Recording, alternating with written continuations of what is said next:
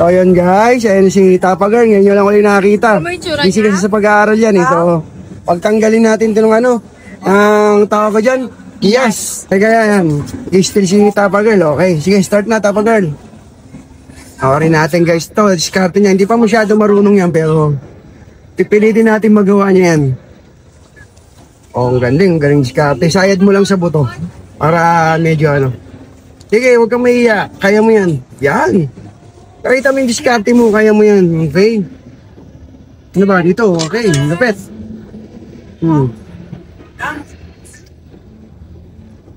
Ganda ng ginagawa mo.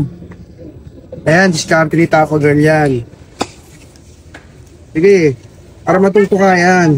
Sa mga beginner, may makuha rin kayong diskarte rito. Ito, beginner din to eh. Hindi naman to ganun kagaling eh. Ayan o, diba? Hindi pa siya 0-0 pero kaya niya na magtanggal ng bias. Okay. So yun lang, sana guys may natutunan kayo. Follow nyo na ako kung di ka pa nakapollow. At like nyo yung video ko, follow nyo kung hanggang sa makarating to, mag-comment ka. So salamat, God bless.